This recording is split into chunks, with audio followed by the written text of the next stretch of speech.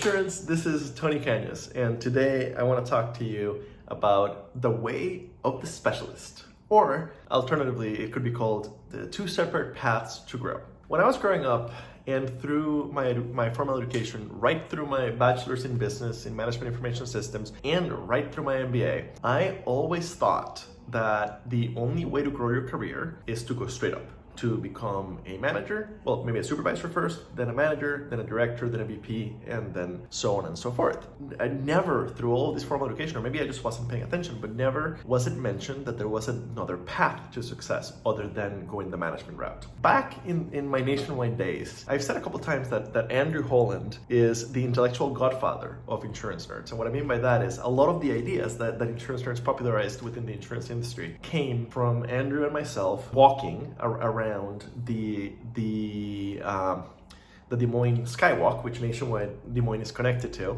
and solving the problems of the world, just nerding out, chatting about how things could be better.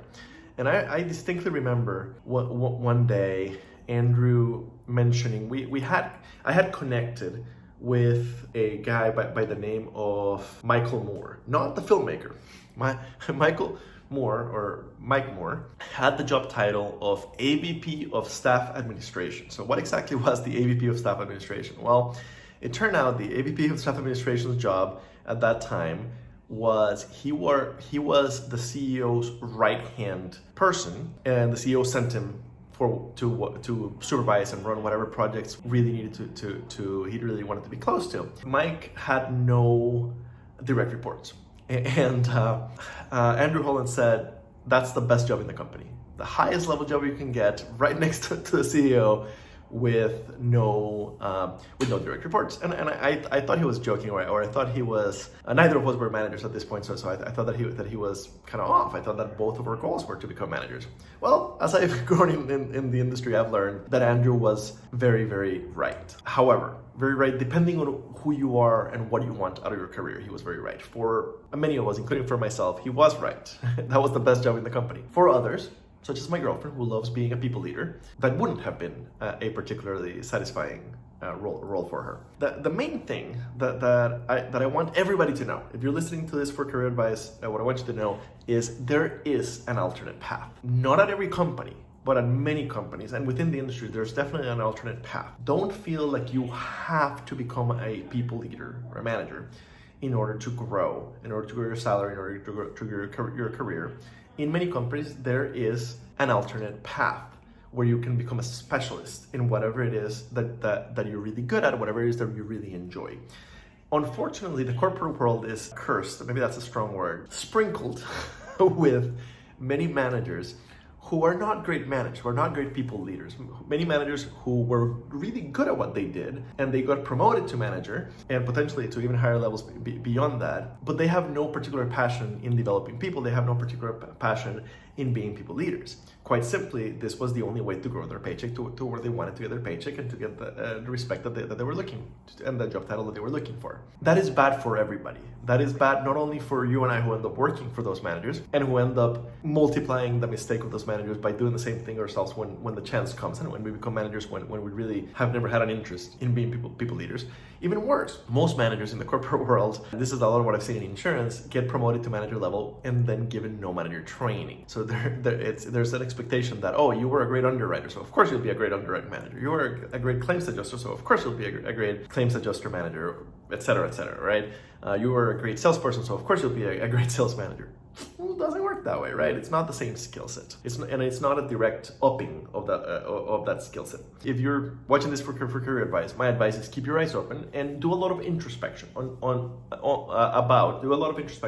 about whether you're really looking for a manager type role because you really want to develop people, and you understand that once you become a manager, you intuitively understand that once you become a manager, it's all about your team, not about you, and it's all about motivating them and helping them grow, both within and beyond your department. That's what's going to make you a great people leader. If that's not your thing, that's fine. If you're a fantastic underwriter and you would only become a manager because that's the only path for growth, to grow, then look elsewhere. Some other companies have some other paths. So let me give you some examples of the other paths that I've seen. Within Nationwide, there is this level called the senior consultant, and the senior consultant is H-band, which is the equivalent of director level, right? So you have kind of in the underwriting claims space, in the operational space, you have individual contributors, then you have supervisors, then you have managers, then you have directors. Technical definition of a director is a manager of managers, and then you have AVPs and above. So at the director level, there is this equivalent, which is called senior consultant. Now, interestingly, this only seems to exist kind of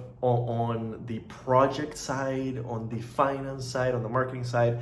I've never ran into a senior consultant underwriter or a senior consultant claims adjuster. So they don't have the specialist path in every area, but it's something. That's one way to find it. Another way, at Liberty Mutual, for example, I found when I was there that Liberty had underwriters, had senior underwriters, and then had underwriting consultants. The underwriting consultant pay band, when I was there 5 years ago, went all the way to $165,000. That is very good money. That is manager and director. That is actually director level money in most companies, maybe even AVP level money. At Liberty, you do have that path where what you love is underwriting. Grow as an underwriter, become a specialist that helps other underwriters succeed, maybe to the point of not having your own book, only dealing with complex things in your specialty in underwriting, whether it's property, casualty, or whatever. You basically becomes a referral underwriter. That's what they're called in other companies. So that path is a fantastic path for people who love what they do and don't want to become people leaders or managers. Now, if you're listening to this and you run a company or a department, what I want you to do, I want to encourage you to look around, do some skip meetings, right? Talk to people who are 2 or 3 levels below you. Ask them about the quality of their management and find creative ways to do that, right? Let them give that feedback anonymously because nobody wants to be the tattletale. If you find that you have a significant amount of managers who are not great people leaders, then one way to solve that, to start creating specialist paths and start advertising, marketing within the company specialist paths and encouraging those, train people on the fact that it's okay. You don't have to become a manager to grow. You can grow your career, make just as much money.